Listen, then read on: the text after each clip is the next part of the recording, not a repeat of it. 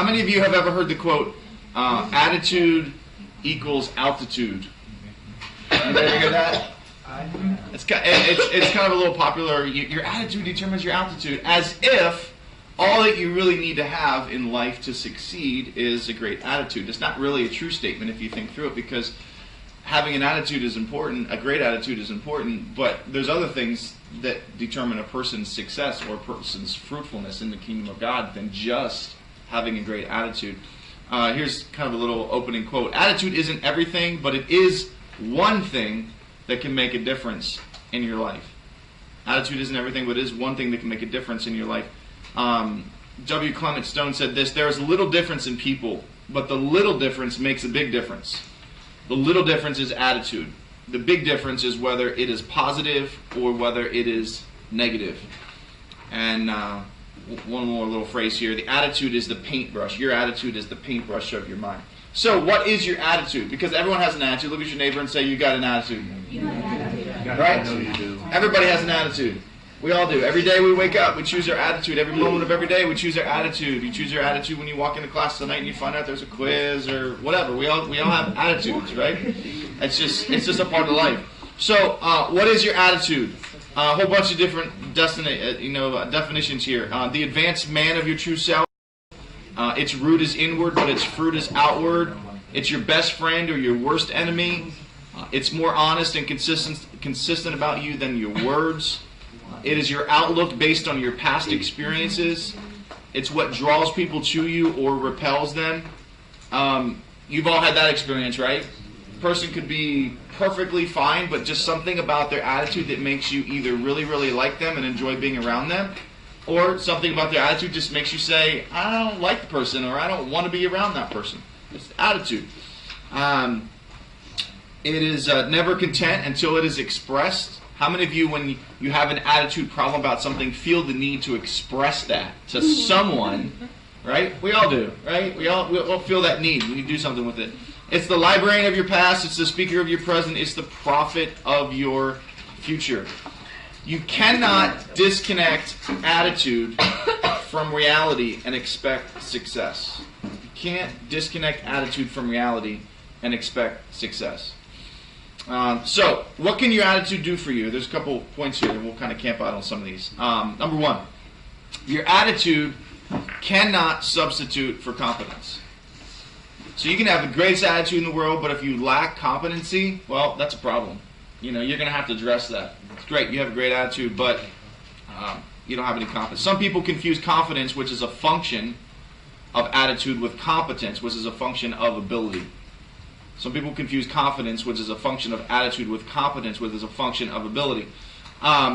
If you can't sing, you can't sing, right? Mm-hmm. Right? American Idol's on right now. You can have a great attitude, but guess what? If you can't sing, you can't sing. That's just the way that it is. But sometimes in life we confuse that, and it's really easy to do that in ministry, because a lot of ministries and a lot of churches have really low standards of excellence and have really low standards of what competency they're looking for in their staff or in their leaders. And so it's really easy, especially in the youth ministry world, to have an attitude of, hey, as long as I'm a nice guy, as long as I have a good attitude, everything else is fine. Competency doesn't matter. All those other different things aren't really a big deal. But it is a big deal. Andy Rooney, you guys familiar with who Andy Rooney is? He does the whole talk on 60 Minutes and everything like that. One of his little talks years ago, he said this that I thought was kind of funny. I'll read it to you. He says this. He says, incompetence is a God-given gift with which all humankind is endowed. If competency replaced the half-done work we get now, the television repair shops, the kitchen appliance service department, and automobile mechanics would be out of business. If we were all good drivers, insurance agents would be out of work, and there'd be no need for auto body shops. If we were competent in caring for our own bodies, we wouldn't need half the doctors we have now. Americans have been complaining about the incompetency of our government, but they don't know what bad government is until they have a thoroughly efficient one that doesn't do everything that it says it's going to do. Do we really want an IRS so good and efficient that they catch every nickel and dime that we deduct that we shouldn't? Do we want police enforcing the letter of the law every time we drive 27 miles per hour in a 25 mile per hour zone?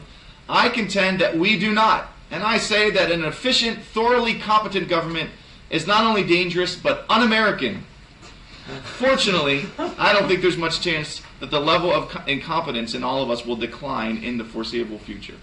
All right? So, we don't confuse competency with attitude. I have a great attitude. What can your attitude do for you? Well, one thing that it can't do for you is it can't substitute for your level of competence. It can't substitute for your level of education. It can't substitute for your level of knowledge. Number two, what your attitude cannot do for you. Your attitude cannot substitute for experience. Your attitude can't substitute for experience. One person has experience, another person doesn't. A little funny little quote here. When a person with experience meets a person with money, the person with experience will get the money, and the person with the money will get the experience. It can't. You're going to need moments in life where you just learn through experience. So your attitude, this is just kind of debunking the whole myth that attitude is altitude. All you have to do is have a great attitude. Everything is great. You can have a great attitude. You can still fail this class. Right? Okay? So attitude can't substitute for experience. Number three, your attitude cannot change the facts. Your attitude cannot change the facts. Here's a quote. If you don't like something, change it. If you can't change it, change your attitude. Don't complain. Right? I love that. What's that? I love that. Well, I mean, and think about the reality of that. So many times we allow our attitude to be something that becomes a crutch in our life because we think that if we have the right attitude or if we have the wrong attitude, that the facts of life are going to change. Well, probably not. The facts are still the facts. The decision is still the decision. The boss has made up his mind and he's just said, hey, this is how it's going to be. We can try to change the situation or we can try to change our attitude. But attitude cannot substitute for the facts. Number four, what your attitude cannot do for you. Your attitude cannot substitute for personal growth. Your attitude cannot substitute for personal growth. Your need and my need as leaders to continue to grow, attitude doesn't overcome that for us. I still have to grow. I still have to grow spiritually. I still have to grow educationally. I still have to study. I still have to, become a better leader and learn and read books and do all those things. Having a great attitude doesn't really change that. I had someone at one point. I had someone on my staff at one of the places I was at in ministry. Great attitude, great attitude, but wasn't growing as a leader. Nice guy, people loved him, lovable, kids loved him. It was awesome. Wasn't growing as a leader. Stopped growing. He was like one of these guys that would, he would talk about all the years of experience that he had. Oh, I've got 10 years of youth ministry experience, or 15 years of youth ministry experience, and some people, they don't really have 10 years of experience. What they have is 1 year of experience that they've relived over 10 times because they've stopped growing, right? So your attitude, having a great attitude, isn't a substitute for personal growth. So you always have to put yourself in the mentality of, I've got to continue to grow. The wonderful Bruce Springsteen said this: a time comes when you need to stop waiting for the man that you want to become and start being the man that you want to be. Number five, what your attitude cannot do for you. Your attitude will not stay good automatically. Your attitude will not stay good automatically. You can wake up in the morning and have a great attitude, and 2 hours into the day, something can happen, and all of a sudden, you're challenged. Your attitude is challenged. It can be one phrase that someone says. It could be one word. It could be one chapel speaker that you don't like. It could be one assignment that you get a bad grade on. Whatever it is, it's just all of a sudden my attitude is changing, or it's being challenged. And so your attitude will not always stay good automatically. It's better to learn how to maintain an attitude than it is to figure out how to change an attitude. So here's the opposite. What can your attitude do for you? And I'm flying through a lot of this stuff because I want to spend more time towards the end of my notes here, kind of breaking some stuff down. What can your attitude do for you? We're talking about what your attitude can't do for you. Here's what it can do for you. Number one, your attitude makes a difference in your approach to life. Your attitude makes a difference in your approach to life. I think you got a couple fill in the blanks here. They're not going to go up on the screen, but I'll read this one section to you from my notes. I cannot always choose what happens to me, but I can choose what happens in me. Some things in life are beyond my control. Some things in life are within it. My attitude in the areas beyond my control can be the difference maker. My attitude in the areas that I do not control will be the difference maker. In other words, the greatest difference, my difference maker, my attitude can make is within me, not others.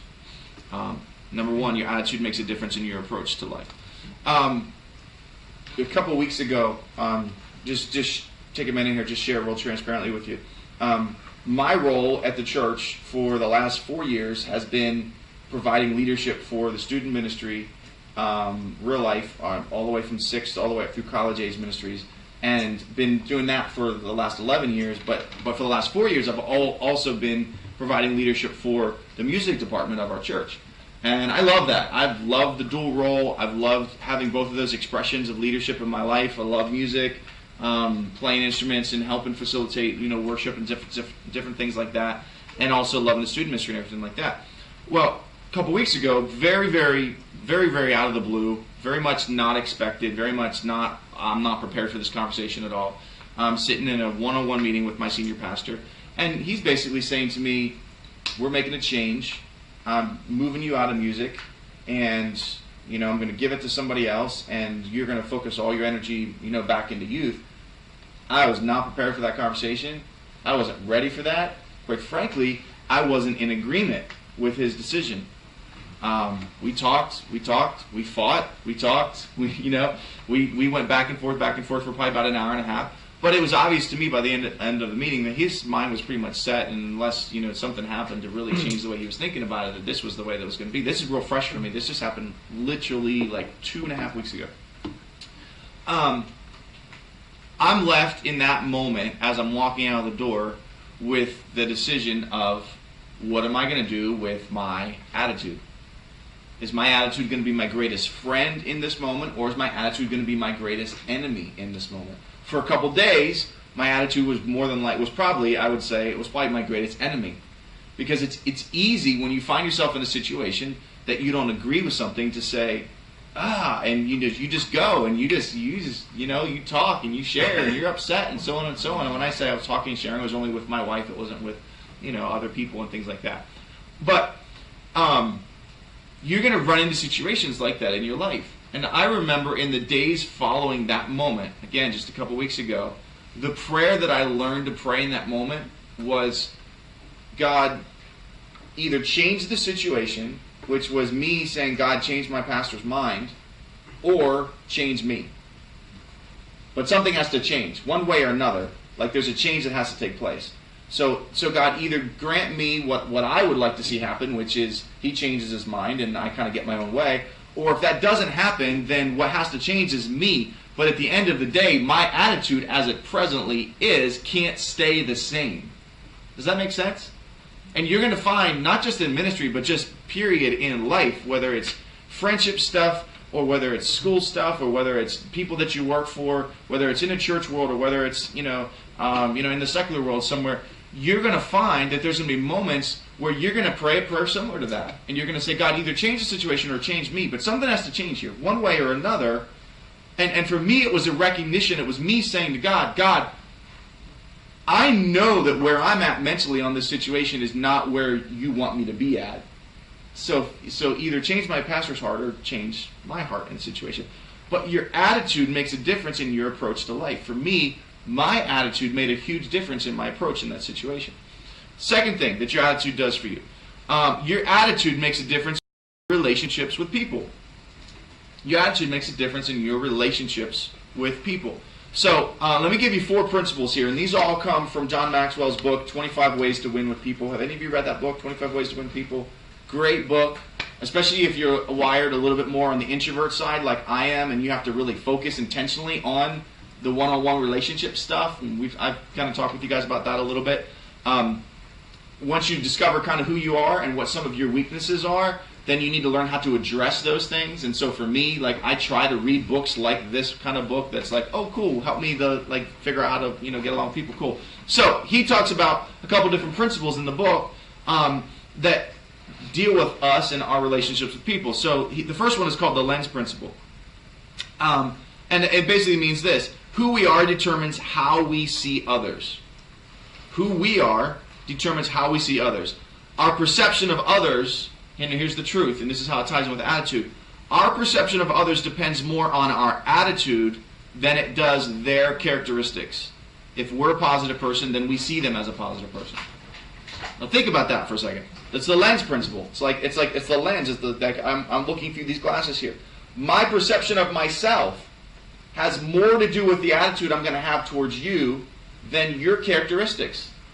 Most of us don't really ever think through things like that enough to realize that, because most of us think we just judge other people. Well, they're like that, or they're like that, or that's just how they are, or I don't like them because of this. Well, it's really probably not as much about them as much as it is about you. It's about your perception of who you are and your own attitude that you carry. So that's called the lens principle. Here's another one. This is called the pain principle. And you probably heard this phrase, that describes it. Hurting people hurt people and are easily hurt by them.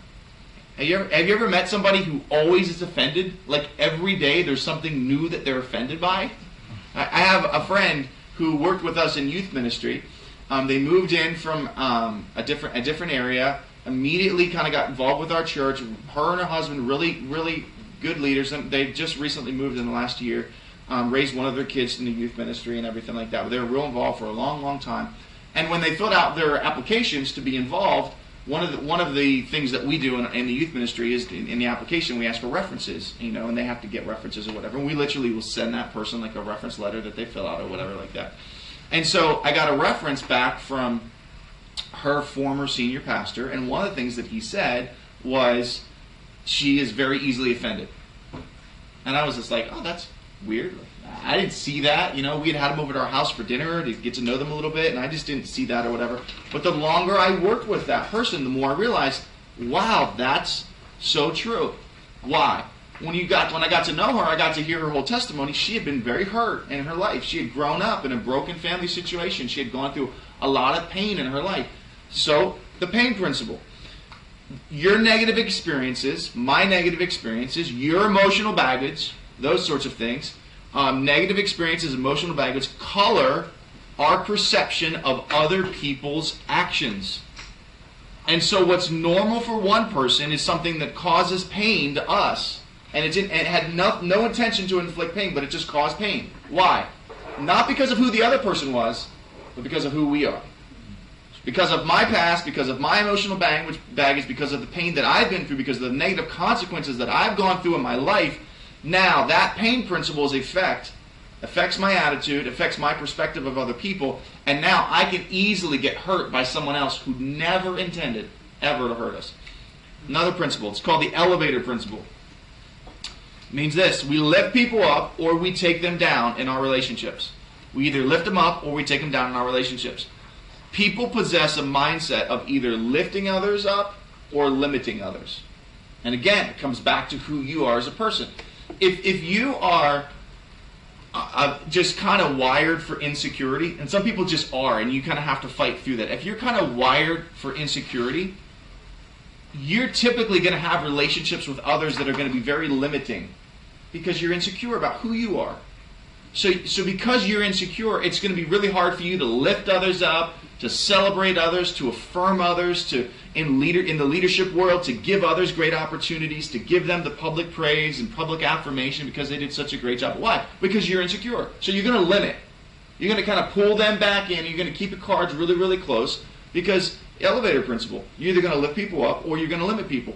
If you are or have grown, regardless of what your past is, if you've grown into someone who's become more and more secure about who you are as a person, about who you are in Christ, about your relationship with Christ, then you're going to be someone who lifts others up in their relationship. You're not going to be intimidated by young, talented leaders and by their thoughts and by their disagreements with you and by the things that they can do that you can't do.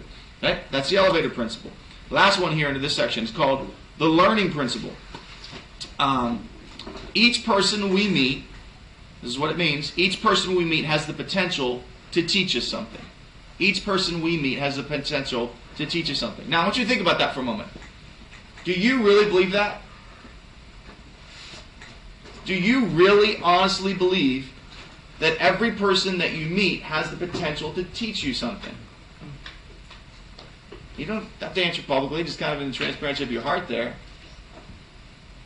But see, I think that a lot of us, if we were being really honest, would say, well, I can think of a couple people that I don't think could teach me anything, right? When I was was in Bible college here at Valley Forge, and I started dating Julie. It was my senior year, and she lived in Collingdale, right down in the Philadelphia area. And so a lot of weekends, I would go down to her house and spend the weekend with her family and go to church with her. And I met her pastor on one of those weekends, and over several weekends, just got a chance to kind of get to know him a little bit. And obviously, he was a senior pastor. He had been in ministry for, I don't know, 15, 20, 25 years at the time. Not me. I grew up in a pastor's home, but I wasn't in full-time ministry or anything like that. And I'll never forget, I never really got to be super close with him, but I had one interaction with him that just kind of marked me, and I've never forgotten it. And it was an interaction that falls under this whole learning principle here. One day, we were sitting there talking, he started asking me questions. And I was just kind of like bewildered by all the questions, because I didn't really understand like why he was. But he asked me questions about ministry and, well, how do you do this? Well, how do you do that? I just like, and all of a sudden I don't know if I asked him this or if he kind of realized how I was feeling. But at some point, it came out like I was a little uncomfortable with the questions he was asking me, because I just felt like I don't have any answers. I don't have any ministry experience. You're the guy who's been a senior pastor for 20 years. And he looked at me and he said, Aaron, one of the things that I honestly believe from the bottom of my heart is that every single person that I meet has a lesson that they can teach me. And so whenever I meet somebody new, I just ask lots of questions, because I just feel like God wants to use that person to teach me something that I don't know. I've never forgotten that moment, because I'm 21, 22 years old at the time, and here's this guy probably in his mid-40s, has already raised kids and sending kids off to college and pastoring a church for years and years and years, and he's asking me questions and saying to me, I think that there's something I can learn from you. And so again, this comes down to how we interact with people. If you really believe that each person that you meet has the potential to teach you something, then you maintain a teachable attitude. It comes back to attitude. Some people possess a teachable attitude, and they assume that they can learn something from everyone that they meet. Others look down on other people and assume that they have nothing to offer. Now, I'm going to tell you, from the bottom of my heart, more times than not, I've been one of the others. Right? I've been one of those other people that looks at certain people and says, I don't know that I really have anything to learn from them. And that's not the attitude. It's not the attitude that we want, especially not the attitude that we want when it comes to an attitude making a difference in our relationships with other people. Let's move on. Number 3, what can your attitude do for you? Number 3, your attitude makes a difference in how you face challenges. Your attitude makes a difference in how you face challenges. I just talked about one recent one for me. Demosthenes, one of the greatest orator of ancient Greece, possessed a speech impediment. How did he overcome it? He overcame it by reciting verses with pebbles in his mouth on the beach, so he could speak over the roar of the waves of the seashore. I have my own speech impediment that I have to work on, right? Martin Luther, father of the Reformation, made use of his time when he was confined in the castle to translate the Bible into German. Composer Ludwig van Beethoven wrote his greatest symphony after he became deaf. John Bunyan wrote Pilgrim's Progress in prison. Right? Daniel Defoe wrote Robinson Crusoe while in prison. Napoleon's school companions mocked him because of his origins, because how poor he was. He responded by studying harder and soon became the best student in his class, and then went on to become one of the greatest generals in all history. Abraham Lincoln, considered by many to be the best president of all the United States presidents, yet probably would have never stood out as a great leader had he not led the country through civil war. And oftentimes, circumstances in our life become instrumental to us becoming who God wants us to be. All right? Look at this quote. This is from Chuck Swindoll. I'll read it to you. It's a whole little paragraph here. He says, "The longer I live, the more I realize the impact of attitude on life. Attitude to me is more important than education, than money, than circumstances, than failures, than success, than what other people think or say or do. It's more important than appearance, giftedness, or skill. It will make or break a company, a church, or home. The remarkable thing is that we have a choice every day regarding our attitude that we embrace for that day. We cannot change our past. We cannot change the fact that people act in a certain way. We cannot change the inevitable. The only thing we can do is play on the one string we have, and that is our attitude. I'm convinced that life is 10% what happens to me and 90% how I react to it. And so it is with you. We are in charge of our attitudes." How do you make a difference? How do you let your attitude be a difference maker? How do you make it work for you rather than work against you? So here's where we get real practical. Number one, evaluate your present attitude. Evaluate your present attitude. Like if you just had to rate yourself right now on a scale of 1 to 10, 10 being amazing, perfect, and great, and 1 being terrible, deplorable, just, again, in silence of your own head, where's your attitude right here, right now, in this moment? Rate yourself. Evaluate yourself on your attitude. I have to do this oftentimes. Just say, where am I at? Where's my attitude? Why do I feel the way that I feel? Why do I have the edge that I have today? Or why am I so happy today? Why are things so great today? And when you're doing that, this is what you're trying to do. You're trying to identify some different problems. So, oh wait, that's already up there. Let me go back. Where am I at? There we go. Identify problem feelings, identify problem behaviors, identify problem thinking. You already got them, I'm sure. Let's talk about each one. Identify problem feelings. What attitudes make you feel the most negative about yourself? It's a great question to ask. Usually feelings can be sensed before the problem is clarified. Have you ever had that experience? You feel something, and then you sit there in that moment as you're feeling something, and then you start to ask yourself, why am I feeling the way that I'm feeling? You ever been there? And sometimes, I'll be there, about halfway through the day, and I'll just be feeling something, and I have to stop and just literally, this is the power of feelings, right? I have to ask myself, why do I feel the way that I feel? What happened today that made me feel the way that I'm feeling? And I literally have to sit there and, go through oh, okay, it was that phone call, or yeah, it was that other staff member that said something to me, or it was that email that, oh, that's what it was. And sometimes in that moment of clarity, I'll say to myself, wait a second. So I let that little tiny thing create the way that I'm feeling right now? No. I'm done with that. Forget that. Just flush those feelings away, because I'm just not going to live that way. So identify problem feelings. Write them down. This is one of the reasons why I'm a big fan of journaling. When I went through, I don't journal every single day. I journal through seasons of life, ups and downs, really, really good high moments, really, really low moments. That's kind of my pattern for journaling. When 2.5 weeks ago I walked out of my pastor's office, and we were on different pages, and I'm praying prayers like, God, you change his mind or change my heart. Journaling.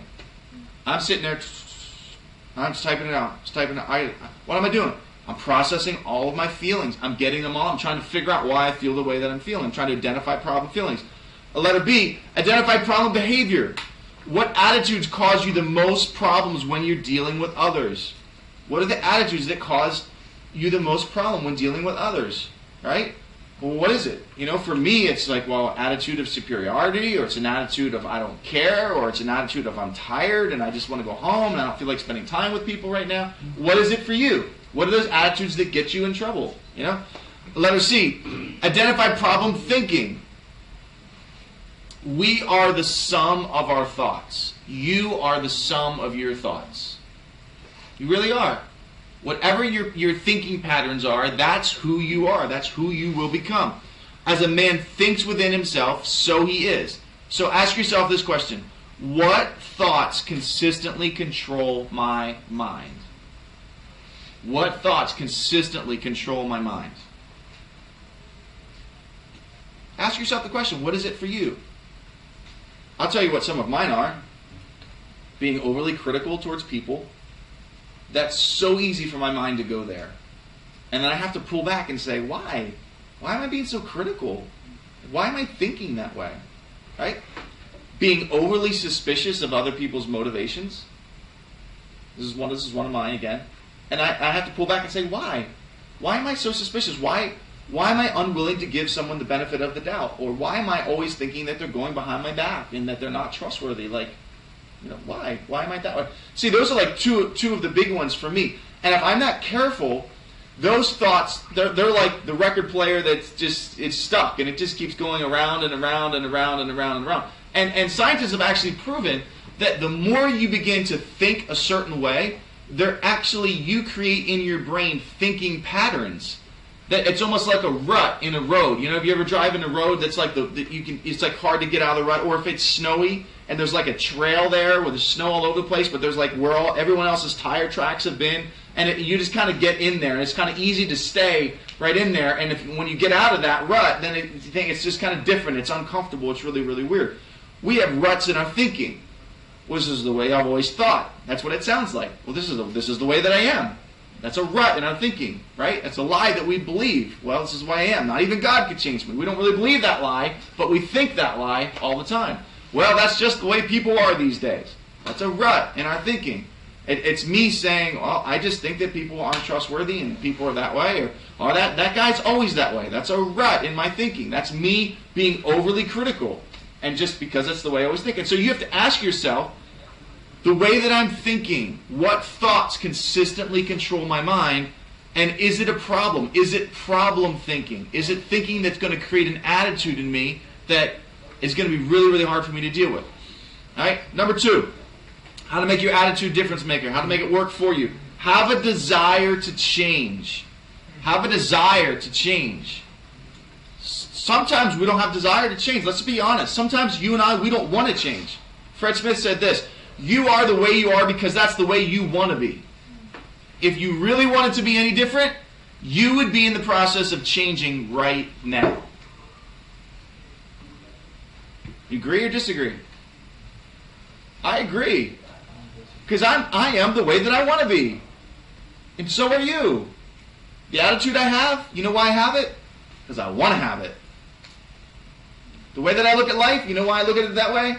Because I want to look at it that way.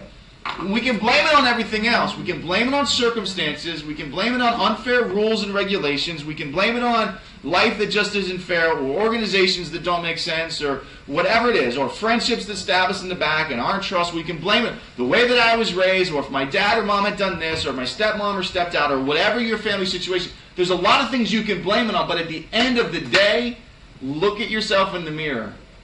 Who you are is who you are because that's the way that you and I want to be. And so if you want to make your attitude work for you rather than work against you, you actually have to have a legitimate desire to say, you know what? I want to change. I have a desire. I don't want to be the same. Number 3, change your attitude by changing your thoughts. We talked about this just a minute ago. But William James said this, the greatest discovery of my generation is that people can alter their lives by altering their attitudes of mind. Change the way that you're thinking. Whatever holds your attention is what's going to determine your actions. We are where we are and what we are because of the dominating thoughts that occupy our minds. If you tell yourself a lie long enough, eventually it becomes the truth. Right? The same is true if you tell yourself the truth long enough. It's one of the reasons why memorizing Scripture is a powerful, powerful tool that you and I can use to change the way that we think. Because Scripture, what does the Bible say? Romans chapter 12, verses 1 and 2. Let us be transformed by the renewing of our minds. Right? How do we renew our minds? We renew our minds with the Word of God. Right?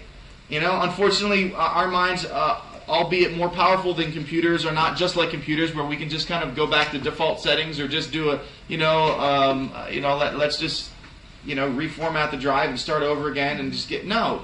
We create patterns that we have to overcome. They have to be transformed by the what? The renewing of our mind. How do we do that? We do that by changing the way that we think. How do we change the way that we think? We change the way that we think by saying, you know what? I'm going to address the thoughts. I'm going to capture the thoughts that aren't right, and I'm going to replace those. So kind of think of it like this. Here's the major premise. The major premise is we can control our thoughts. The minor premise is that our feelings come from our thoughts. The conclusion then is we can control our feelings by learning to change one thing, the way that we think. Because our feelings are a derivative of the way that we think. Therefore, you can change them by changing your thought patterns. Many of us are completely held hostage to whatever we feel. Well, this is how I feel. And really what we're saying is, it's a lie that we're saying to ourselves, because really what we're saying is, well, this is how I feel. This is my perception. Perception is reality. These are all the things that we hear. These are all the things that people say. Well, it's my perception. Perception is reality, blah, blah, blah, blah. So basically what we're saying is, whatever I feel at any given time must be right. It must be true. It must be healthy. It must be good. Is that true? When you think about it from a total objective point of view, you'd say, no, that's not true, because you and I, on any given moment, any given day, we feel a whole bunch of different things, right? Right? And so we can change that, though. If we think about it and we pull ourselves as far objectively out of our subjective feelings as we can sit there and we can say to ourselves, you know what? Feelings are derivative of the way that I think. I'm going to change the way that I think. Stan Hughes was a great hitter for the St. Louis Cardinals years ago. One day he was being interviewed by a newspaper reporter, and he said, I feel so good, I think I can get 2 hits today. And the newspaper reporter said to him, haven't you ever felt that way before? And he said, I feel that way every day. Right? And it's about, this is the way that I think. I'm going to think this way, and when I think this way, it's going to create these kind of feelings. Your attitude and my attitude are nothing more than the habits of our thinking. It's just the way that I think. It's the normal default mode that my brain goes into it. That cycle can be either positive or negative.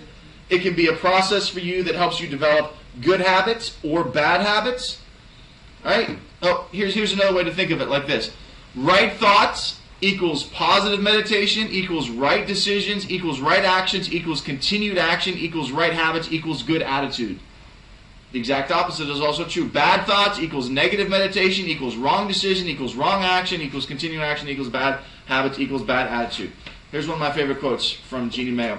She says this, the right actions done long enough will produce the right feelings. Most of us won't do the right actions long enough to actually get the right feelings. Most of us will live our lives as a hostage to whatever our feelings are at any given time, rather than saying, you know what? I'm not going to give in to the feelings. I'm going to continue to do the right thing, and eventually my feelings will catch up with what is right. How do you make a difference? How do you make your attitude difference maker? Number 4, manage your attitude daily. Maintaining the right attitude is easier than regaining the right attitude. So don't let your attitude get out of control for weeks or months or years at a time. Maintain it every single day. John Wooden said this once, things turn out the best for people who make the best of the way things turn out. All right? Albert Hubbard said, be pleasant until 10 a.m. and the rest of the day will take care of itself. Chinese proverb, assume cheerfulness that you do not feel, and shortly you will feel the cheerfulness that you assumed. Right? So maintain, learn how to manage your attitude. How to make your attitude a difference maker. Number 5, take responsibility for your attitude. Take responsibility for your attitude. The first rule in winning is don't beat yourself. Your attitude is totally in control. When I was here at school, I played basketball for the school for 4 years, and back then, the big team in the conference was Baptist Bible College. I know that they're kind of like gone to the side now or not really in the picture anymore. But back then, they were like the big team that everyone tried to beat. And my attitude towards that team was formed before I even played my first minute of college ball. Because everyone on the team the year before and the years before me said to me, oh my gosh, Baptist Bible College, we can never beat them. We can never beat them. They're just too good. They're just too good. And so my attitude was formed in that moment.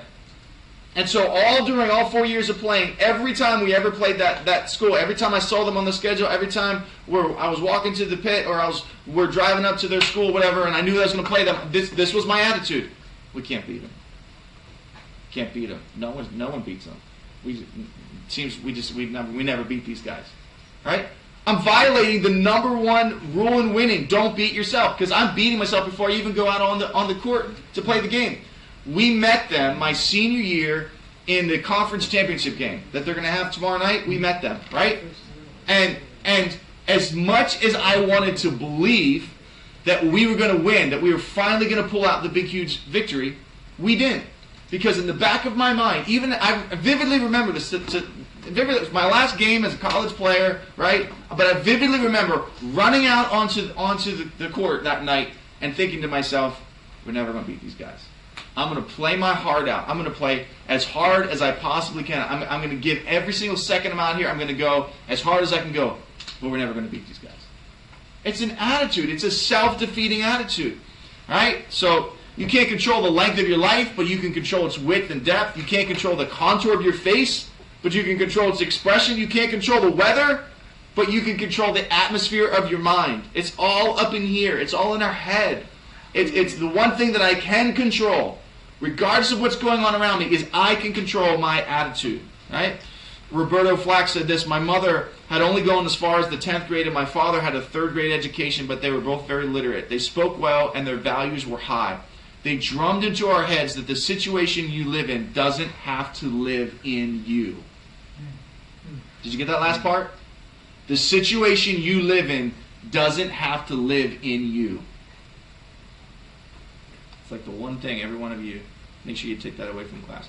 Here's the 4 big attitude challenges that people will face. Right? These are the last 4 big points, and then we're going to beat our break. Here's the 4 big attitude challenges that you'll face in your life. This doesn't matter whether you go into youth ministry or some sort of pastoral ministry or some sort of counseling ministry or some sort of job somewhere, and you're just volunteering at a church and loving people into the kingdom of God. All right? Here's the 4 big ones that you're going to deal with in life. Number 1, discouragement.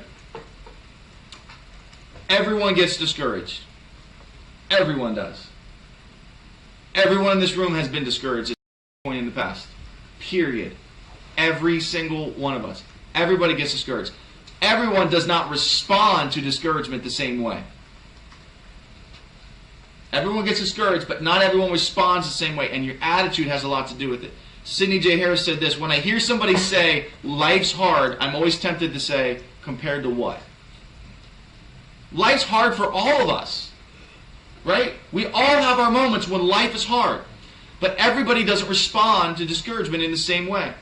Right? There's 2 kinds of people in the world when it comes to discouragement. Number 1, they call them the splatters. Right? These are the people that hit rock bottom, they fall apart, and they just stick there like glue. Right? They just kind of splat. Discouragement just disrupts their life. It's just over because they ran into discouragement. And then there's number 2, and I call them the bouncers.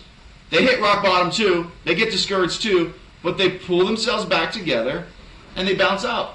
And they just say, hey, I'm discouraged, but I'm going to go on with life. So here's the question. Are you going to give up or are you going to get up? So that's an attitude question that you have to ask yourself when you're discouraged. Am I going to give up or am I going to get up? It's your choice, right? I get to choose. Am I going to be a splatter on the ground, just kind of stick there and life is over, or am I going to bounce back up? All right? How do you deal? How do you deal effectively with discouragement? First, get the right perspective. Get the right perspective. Sometimes that's the only thing that I need to overcome discouragement. I just need perspective. Sometimes when I'm discouraged with the last youth service that I had, or the last sermon, or the last event, or the last trip, or whatever it is, right? Sometimes I just have to okay, you know what? This is where perseverance and longevity really comes into play. Let me just widen my perspective. Let me widen it out. Let me just think. Let me think about the last year. Let me think about the last 2 years. Let me think about the last 5 years. One of the walls in my office, I just did this year. It's something I've wanted to do for a while. But I hung up on one of the walls in my office about 6 or 7 years worth of pictures. All students, a couple adults, but mainly students. Some of them are still current students, and some of them have graduated. Some of them graduated years ago, and whatever. It's like perspective for me. I'm discouraged. I look at the wall, and I see faces of kids, and I'm like, I remember that. I remember that kid, man. That kid's doing awesome, loving Jesus, and graduating, doing great things. And that's the opposite perspective too, because I see pictures of some kids that aren't doing well, and I'm like, I need to pray for that kid. It's like my prayer wall and my perspective wall. But you need to get the right perspective in your discouragement. Secondly, see the right people. See the right people, right? If you're discouraged, if you're battling with discouragement, don't hang out with people that are in depression. It ain't going to work. It's going to get worse for you, right? You guys all know the name Walt Whitman, right? Famous poet. Walt Whitman struggled for years to get anyone interested in his poetry. He was discouraged. One day he received a note that said this: "Dear sir, I am not blind to the wonderful, I'm sorry, let me back up. I am not blind to the worth of the wonderful gift of leaves of grass. I find it to be the most extraordinary piece of wit and wisdom that America has yet contributed. I greet you at the beginning of a great career. It was signed by Ralph Waldo Emerson. Right? Don't be around people that are doggy downers whenever you're discouraged. Get yourself around the right people. Third here, say the right words. Say the right words. Listening is passive, talking is active. Dr. Martin Lloyd-Jones at one time was the greatest heart surgeon in all of England. And he says this in one of his books, Spiritual Depression, Its Cause and Cure. He says this, he says, most of your unhappiness in life is due to the fact that you are listening to yourself rather than talking to yourself. Do you understand the difference? Remember how I said a couple weeks ago, I talked about how sometimes when I'm driving in my car, I shut it all down, shut the radio off, shut the iPod, and it's just me and Jesus, and we just talk or whatever. Okay? And I do that a lot. You know what else I do in my car? I just talk to myself. And I always think if I'm sitting at a red light, people are going to, hopefully they think I'm on the phone or something. I don't know. But sometimes I got to talk to myself. Sometimes if I don't, what's happening up here will dominate and control, and it will spin out of control in a negative or in a discouraging and depressing way. And so sometimes I literally need to verbally put the thoughts into my mind that I want to be there. Why? Because listening is passive, because talking is active, right? You wake up in the morning, and what happens? There's thoughts popping into your mind. Some of them you haven't even invited to be there, but they're there. You didn't ask for them. You're not consciously doing anything to produce them. They just come. They're just there. They start talking to you. So you have to decide who wins the battle. Am I just going to listen to everything that pops in my mind? Or am I going to talk to myself and I'm going to say, hey, I'm going to say the right words? That's one of the reasons why I love memorizing Scripture or I love quoting Scripture, because sometimes when you're going through a really difficult season of discouragement, right, you don't know what to say to yourself, do you? Right? Sometimes you don't even know what to say to yourself. You're so messed up. Your thought pattern is so just out there. The way you're feeling about things is just so far gone that even if you had the self-control to talk to yourself, you wouldn't even know what to say. Right? I've been there. And you know what? And so sometimes it's good to be like, you know what? I don't even know what to say. So, for God so loved the world, He gave it, I know that sounds cheesy and sounds a little bit trite, but one of the best things you can do for yourself when you're in one of those seasons where you're so discouraged and you don't know what to say to yourself is to just get your favorite Scripture verses and just quote them to yourself. Because you can guarantee that if God said it, it's worth you thinking about. Right? If He said it, it's worth you being reminded of what He said. So sometimes you gotta say the right words. Next one here. Make the right decisions. Right? Make the right decisions. Someone said this. Someone defined courage as this. Courage is the willingness to look at life as it is and to look at yourself as you are and to come to terms with it. J. Wallace Hamilton wrote this. Every person's life is a diary in which he or she means to write one story and is forced to write yet another. I don't get to write the story that I always want to write. Right? I'm 38 years old. Life hasn't turned out for me the way that I really thought it would at this point in my life. But I still get to write the story. That's the point. I'm still in charge of writing the story for myself. All of us envision a life that we hope to live, but invariably forced to make adjustments. Those who best weather the disappointments are the ones who keep writing, even though it's not the history that they had planned to record. Here's the second big challenge, the second big attitude challenge. Problems. Everybody has problems. Everybody. Everybody gets discouraged. Everybody has problems.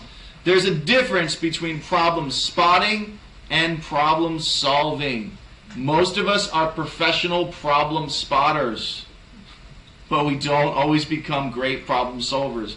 I thought this was funny. This was taken from registration sheets and comment cards that were returned to the staff at Bridger Wilderness in Wyoming. This is from 1996. And so these are comments that people were making after they spent time there in that national park, Bridger Wilderness area. So here's some of the comments from people. Trails need to be wider so people can walk holding hands. Trails need to be reconstructed. Please avoid building trails that go uphill.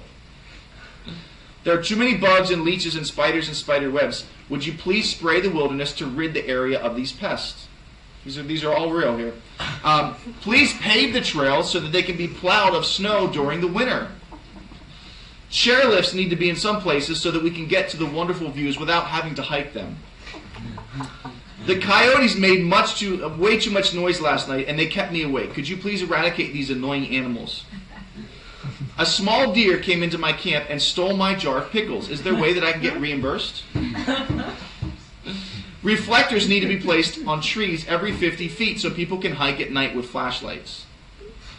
Escalators would help on steep hill sections. And McDonald's would be nice at the top of the trailhead. The places where trails do not exist are not well marked. I love that one. The places where trails do not exist are not well marked. Too many rocks are in the mountains, right? Problem spotters, right? So here's some principles for handling problems. First, define what a problem is. Define what a problem is. Here you go. A problem is something that I can do something about. If I cannot do something about a situation, it is a fact of life, not a problem. Got it? It's not a problem anymore. Now it's just a fact of life. Can't do anything about it. That will save you a lot of emotional energy right there if you could just learn that. Just say, you know what, this is just a fact of life. I can't change it, so I'm just going to allow my attitude to be different towards it because I'm not going to waste my time on it, right? What are problems? Here's some problems. Predictors help mold our future. Reminders that we need God and we need others. We're not self-sufficient. Opportunities. They pull us out of our rut and cause us to think creatively. These are all problems. Blessings. They open up doors that we usually do not go through. Lessons. Each new challenge will be our teacher. Everywhere. Problems are everywhere. No personal place is excluded from them. Problems are messages. They warn us about potential disaster. Problems are solvable. No problem is without a solution. Right? How else do we handle problems? Anticipate problems. A problem anticipated is an opportunity. A problem not anticipated is a problem. If you know it's coming, anticipate it. Now it's an opportunity. Otherwise, it's just a problem. Embrace each problem as a potential opportunity. I had somebody on my team years ago that every time there was a problem, oh, there's a problem, oh, there's a problem, there's a problem. You have to learn how to embrace it. It's not just a problem, it's also an opportunity. I think Jesus was the master at this. I think Jesus was the master of teaching his disciples that this isn't a problem, this is an opportunity. Jesus is up, Mount Transfiguration, right? His disciples are having a problem down at the bottom of the mountain, right? They can't cast the demon out of the young child. This is a problem, it's a huge problem, it's a huge problem. Well, Jesus comes down and turns a huge problem into a huge opportunity, right? Problems are wake-up calls for creativity. All right, number 3, big attitude challenges that we're all going to face. Fear. Fear. Every one of us in this room deals with discouragement. We all deal with problems, and we definitely all deal with fear. There's destructive effects to fear. Fear breeds more fear. Fear causes inaction, and fear causes distraction. Right? We get frightened, and then we take our eyes off of the goal. Fear. Every one of us deal with fear. How do we deal with it? How do we fix our fears? Letter A. Discover the foundation of your fear. What is the foundation of your fear? Where is it coming from? And here's what you'll discover if you really take the time to think through your fear. Your fear is usually not based on facts. It's usually based on your feelings. Again, that's what we deal with. We deal with feelings all the time. Well, my feelings are, I feel afraid, so perception is reality, right? Next one, on the same letter here. Fear in relationship to reality. This was a study at the University of Michigan that they did this. They said 60% of our fears are unwarranted, 20% of our fears are in the past, 10% are petty fears, and of the remaining 10%, only 4 to 5% are real and justifiable fears. Right? Mark Twain said this once. It's kind of funny. He said, I've been through some terrible things in my life, a few of which actually happened. Most of our fears don't pan out. But we live our life as if they will or as if they always do. And we let fear be like the straitjacket that we put on ourselves. And we say, I know. I'm afraid. I won't do it. I can't do it. So, how do we fix our fears? Letter B. Accept fear as the price of progress. if you're going to be a great leader, there will be things that you're going to do to progress forward in your life that are going to make you scared to death. It's just going to be afraid. Well, what if? Well, what if? Your mind's going to go crazy. You're going to wake up in the middle of the night thinking about a million different scenarios of what could happen. Fear, fear, fear, fear, fear. Right? If I let fear dictate all the decisions that I made as a youth pastor, some of our most amazing youth ministry events would have never happened. If I let fear dictate it, we would have never gone on our first missions trip years ago. Why? Because I'm afraid something could happen. You know? Something could happen. It could be crazy. You never know. Right? Our biggest event of the year, road trip, is a beach retreat. I'm scared to death every single year that something's going to happen. Right? We're going to be on the beach and something crazy is going to happen. Okay? I can let that fear shut everything down in me and shut the progress down in me as a leader, or I can move on forward. Look at this quote. As long as I continue to push out into the world, as long as I continue to stretch my capabilities, as long as I continue to take risks in making my dreams come true, I'm going to experience fear. It's part of life. Letter C. How do we fix our fears? Develop a burning desire within you. Develop a desire within you that pushes you. Develop a passion within you that makes you push through your fears. Love this quote. The hero and the coward both feel the same fear. Only the hero confronts his fear and converts it into fire. Right? We all experience fear. Sometimes we misquote in Timothy where Paul says God has not given us a spirit of fear. Right? And we just think, well, I'm not supposed to be afraid. And so if I'm afraid, then obviously it can't be from God. No, that's not even what the verse means. Right? A spirit of fear, something that controls us, something that binds us, that's what God hasn't given us. The feeling of fear is a very real, natural thing that every single one of us have. Right? We all experience fear. I say it like this. I'm like, fear just means that you and I, that just means we're alive. It just means I'm not dead yet. Right? I'm just not there. Right? I'm still afraid, so hey, I'm still alive. Right? We all experience fear. And in fact, think about it like this. There's no such thing as courage without fear. You can't have courage without fear. Right? I was so courageous. Were you afraid? No, not at all. Then you weren't courageous. Because courage is what you need to overcome your fear. Someone once said courage is only fear that has said its prayers. Those two realities always work hand in hand with one another. And so I like to think of it like this. I don't need to pray prayers, and I don't need to have courage that eradicates my fear. I just need to have a little bit more courage than what I have in fear. That's it. I just need to have 1 degree more of courage, 1 degree more of faith. I say to my kids, every time we go on a mission trip with our kids, I say this to them. I'm like, at some point during this trip, your fear and your faith are going to have a collision with one another. Don't pray stupid prayers like, God, take away all of my fears. God isn't going to answer those prayers. Because those are unnatural prayers. God doesn't answer prayers that go against how He created us as human beings, right?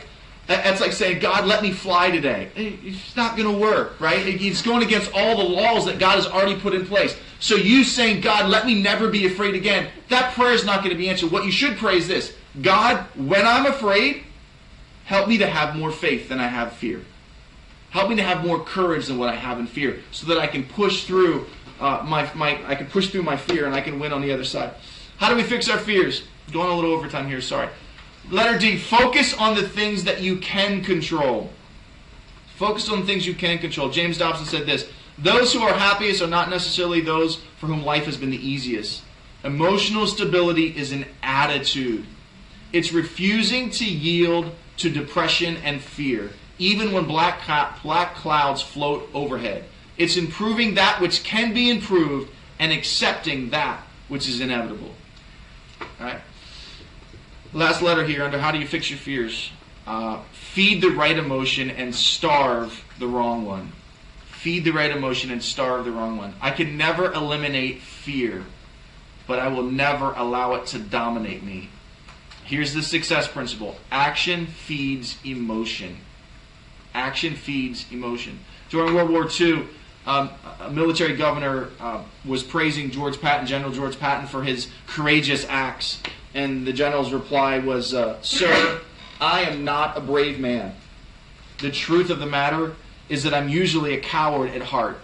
I have never been in the sound of gunshot or the sight of battle in my whole life that I was not afraid.